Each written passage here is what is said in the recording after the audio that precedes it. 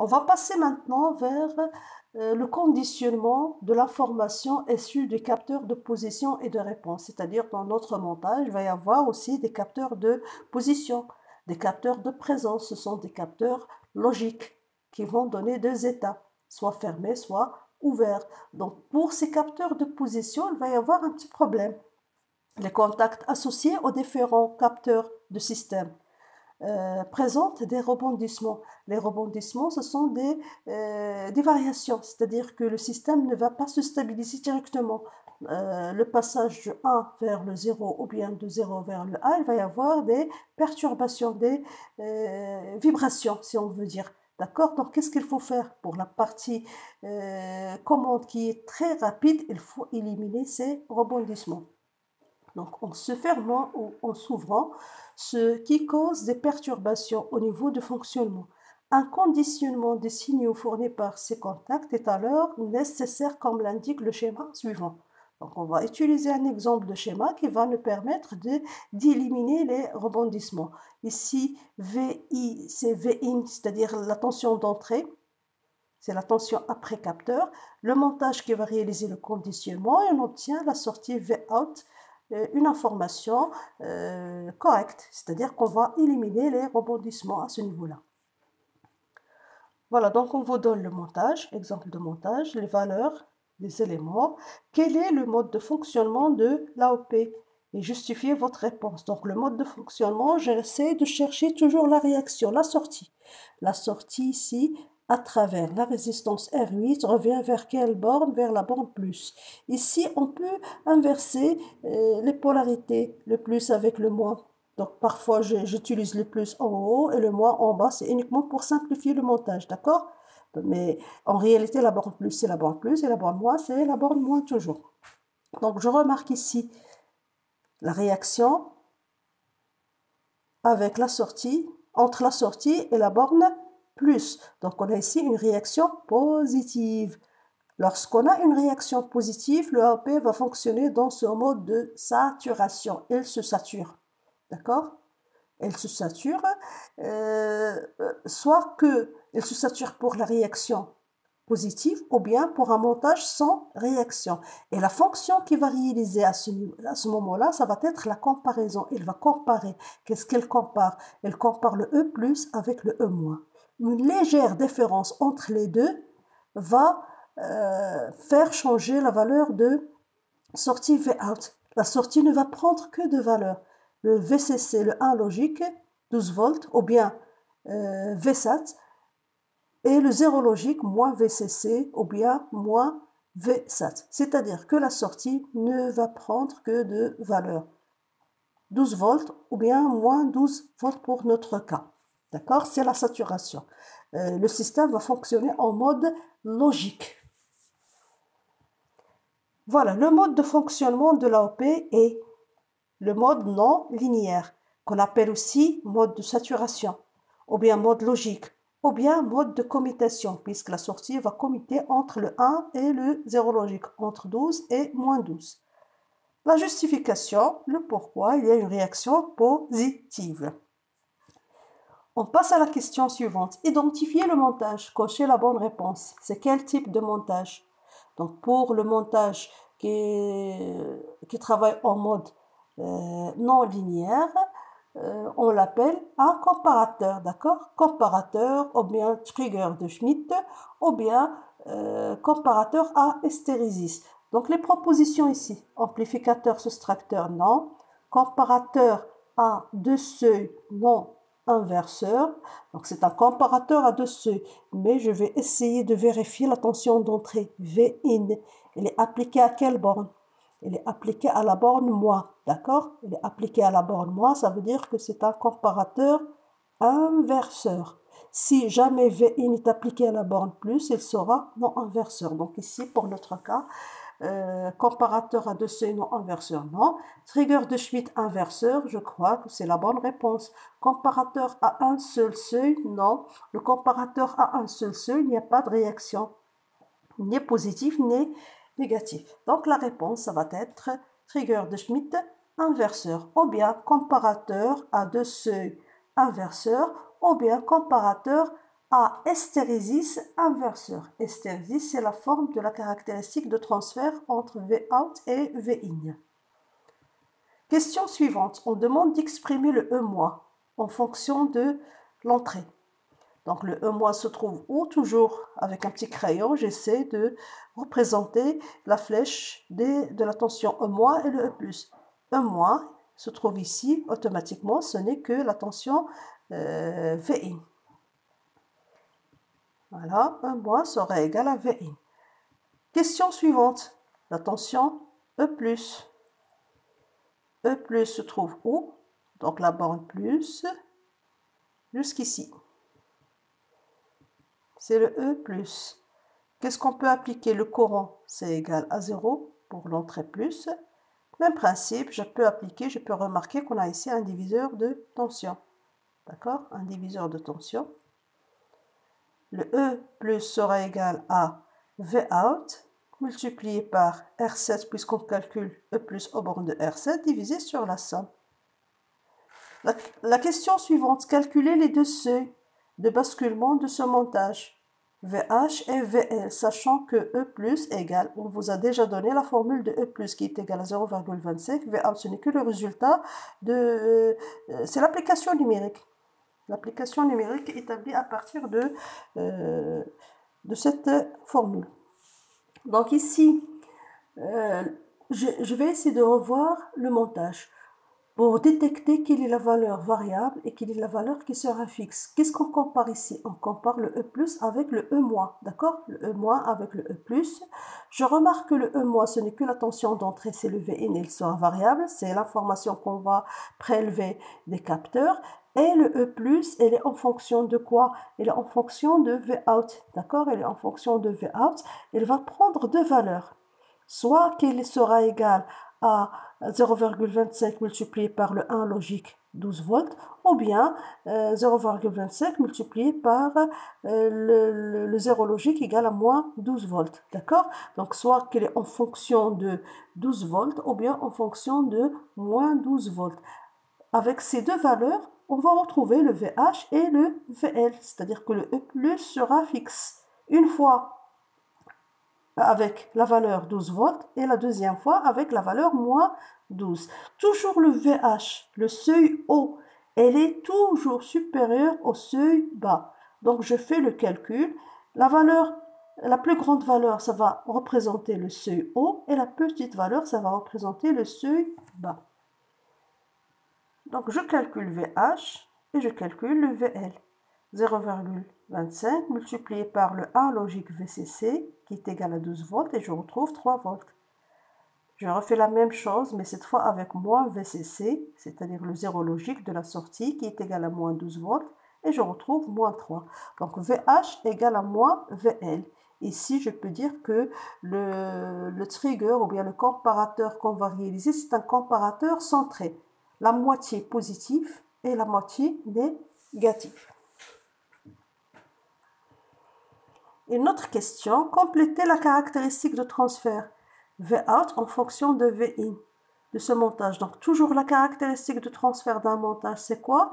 C'est la sortie en fonction de l'entrée. Pour l'axe vertical, je dois représenter le 1 logique et le 0 logique. 12 volts, c'est-à-dire VCC qui est égal à 12 volts, c'est le 1 logique. Et ici, c'est le 0 logique qui est égal à moins VCC égale à moins 12 volts. Je peux utiliser aussi moins V7 à ce niveau-là et plus V7.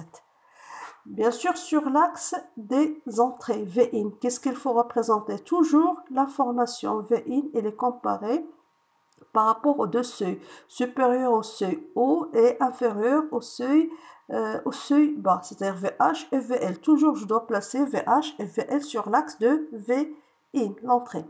Voilà, donc je remplace, bien je place VH qui est égal à 3 volts. Ici, l'unité, c'est en volts.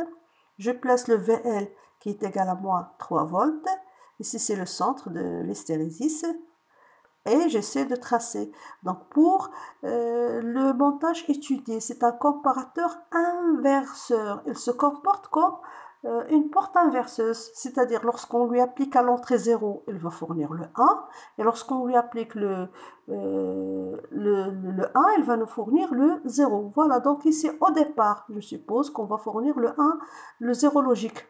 Le 0 logique pour l'entrée. Automatiquement, la sortie, ça va commencer à 1 logique. Le 1 logique, on peut augmenter Vin tant qu'on ne dépasse pas VH, c'est toujours égal à 1 logique. D'accord? Dès qu'on arrive à ce niveau-là, Vin, l'entrée égale à VH, il va y avoir le basculement, la commutation. La commutation de VH vers la deuxième valeur. Le 0 logique, c'est-à-dire le moins 12. Je peux augmenter. À ce moment-là, le seuil, il a changé, il a basculé. Le seuil maintenant, c'est VL, puisque la sortie Vout égale maintenant à V égale à moins 12. Donc, je peux augmenter, je peux continuer à augmenter VI, pas de changement, d'accord? Ça reste toujours égal à 0 logique. Le retour maintenant, si je diminue la tension VI, quand est-ce qu'il va y avoir basculement? Le basculement, lorsqu'on va diminuer, c'est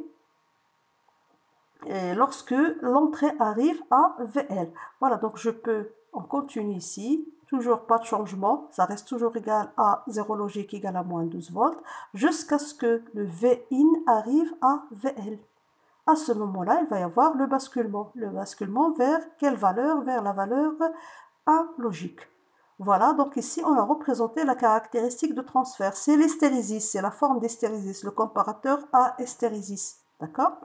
Elle est centrée, c'est le centre O, elle est centrée, moitié de l'hystérésis positive et l'autre moitié, elle est négative. Donc toujours, lorsque le signal d'entrée augmente, le basculement aura lieu pour VH. Et lorsque le signal diminue, le basculement aura lieu pour VL. C'est le fonctionnement de comparateur à deux seuils.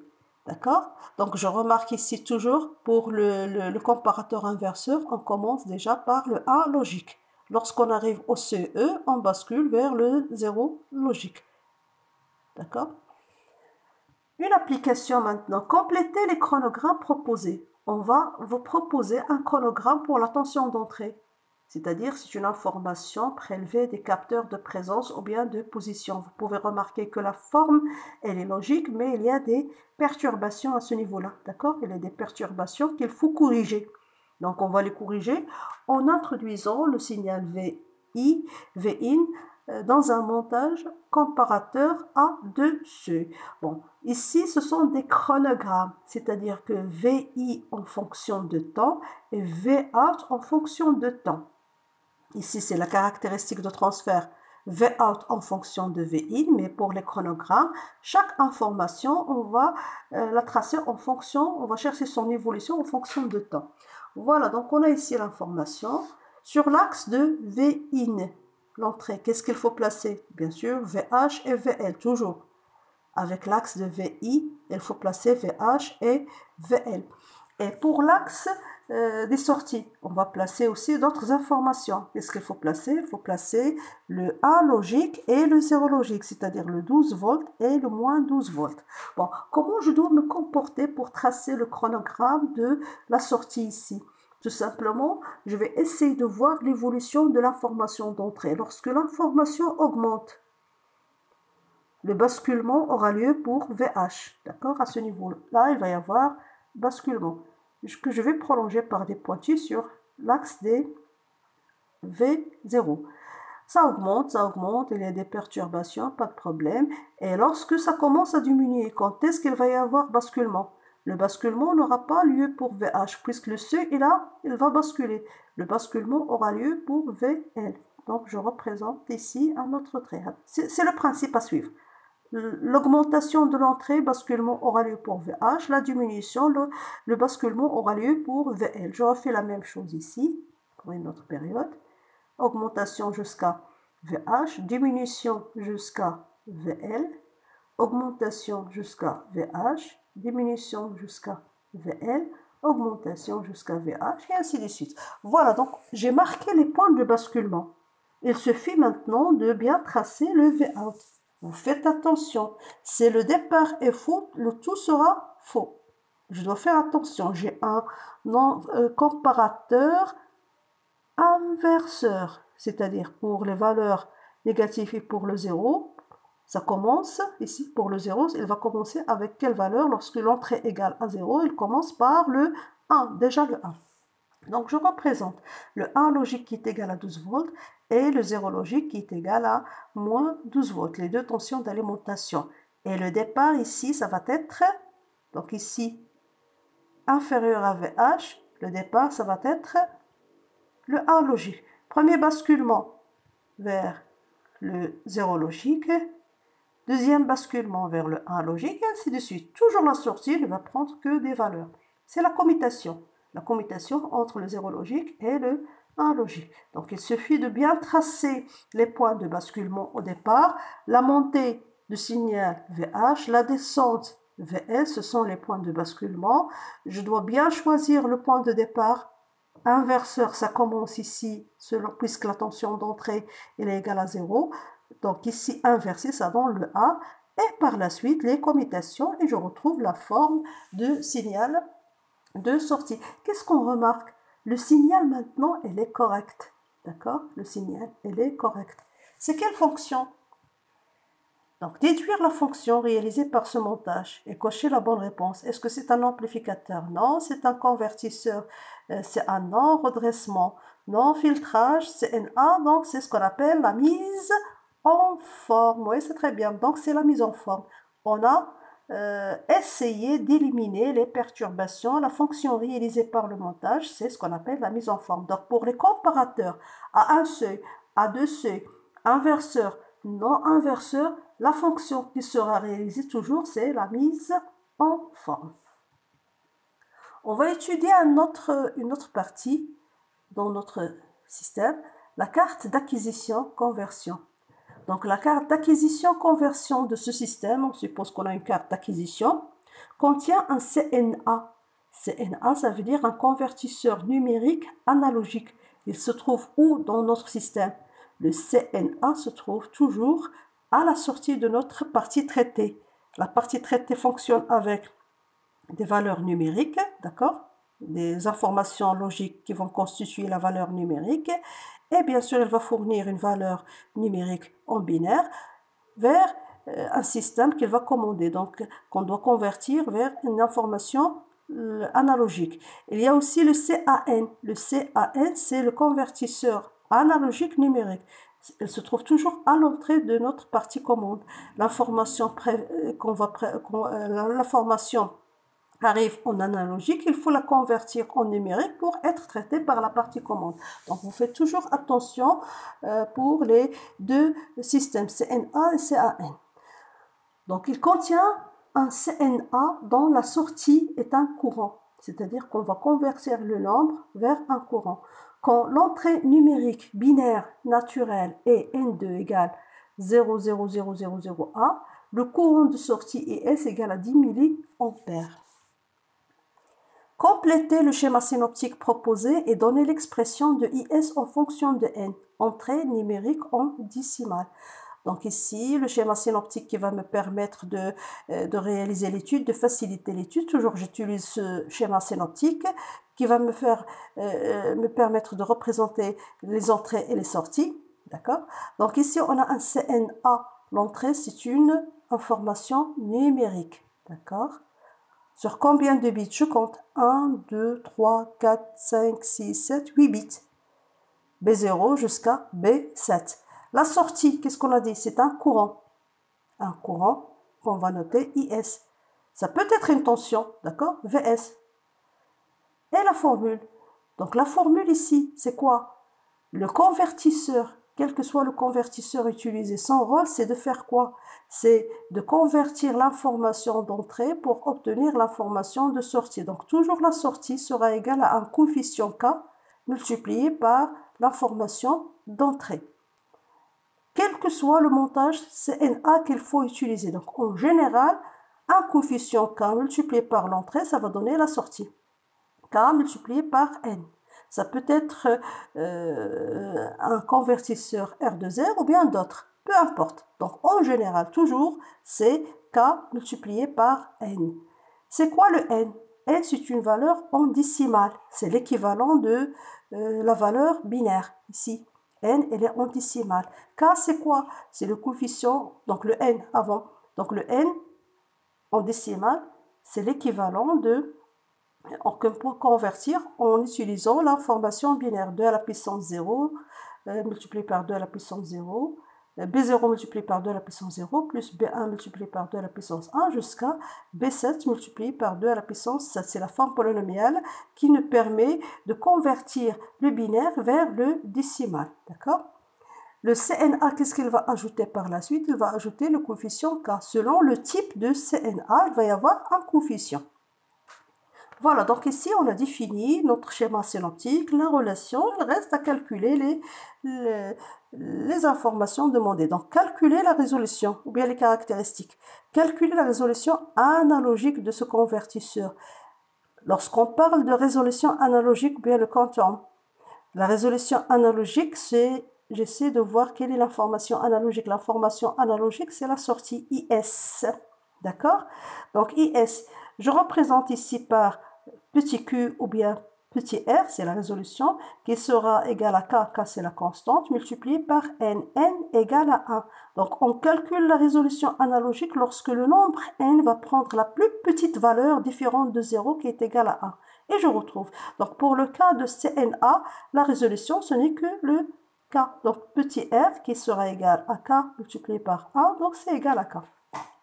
Pour le CAN, ça va être l'inverse. Ça va être 1 sur k. Donc, petit r qui est égal à q, qui est égal à k, qui sera égal. Donc, pour la calculer, qu'est-ce qu'il faut faire? Donc, pour calculer, on vous a déjà donné pour 10 milliampères, le nombre sera égal à 0,000A. Donc, je vais essayer de réaliser la règle de 3. IS égale 10 milliampères correspond à ce nombre en binaire que je vais convertir. Donc, les bits ici, ils sont égaux à 0. Le seul bit qui est égal à 1, c'est le B7. Donc, ça va rester B7 qui est égal à 1, 2 à la puissance 7, 2 à la puissance 7 qui est égal à 128. Donc, je retrouve la valeur décimale que je remplace ici. Et le K, il sera égal à quoi? C'est le IS divisé sur le N. Tout simplement, IS sur le N, 10 à la puissance moins 3, puisqu'on vous a donné le courant au milliampère. Je divise sur 128 le N et je retrouve la valeur. Vous faites attention, s'il vous plaît, les résolutions ici, souvent, ce sont des valeurs très petites. Donc, n'essayez pas de négliger les chiffres après virgule. Ne prenez pas deux chiffres. Donc, essayez de prendre 3 ou bien 4 chiffres après virgule. Donc, la précision se calcule à ce niveau-là. C'est-à-dire le nombre de chiffres après virgule. Donc, j'ai retrouvé cette valeur. J'ai pris 1, 2, 3, 4, 5 chiffres après virgule que je peux traduire en micro-ampères. Voilà, donc j'ai calculé la valeur. Par la suite, je passe à la question suivante. Calculer l'intensité de sortie pour une entrée binaire naturelle. 1, 0, 1, 0, 0, 1, 1. 1. Donc, on vous donne une autre valeur binaire et on vous demande de calculer IS. On a déjà la formule, on a le coefficient K, d'accord?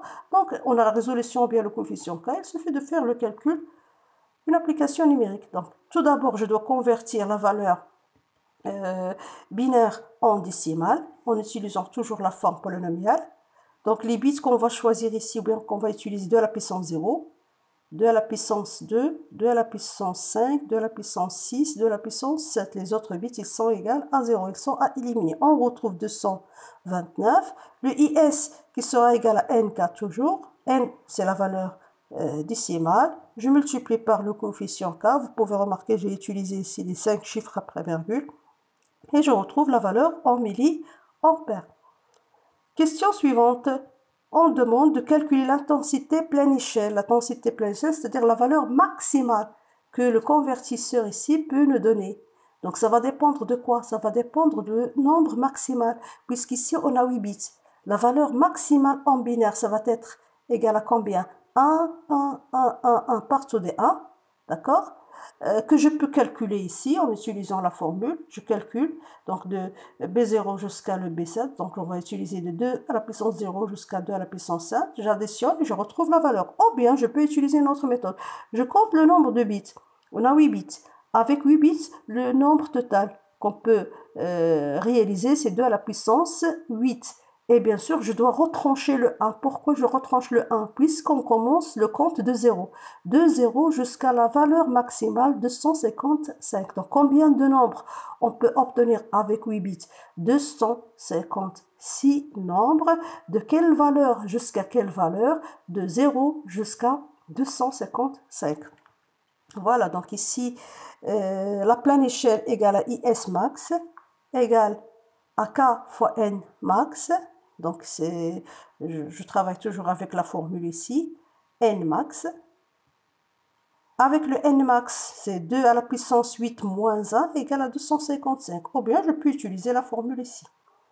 Je remplace et je retrouve la valeur égale 19,92 milliampères.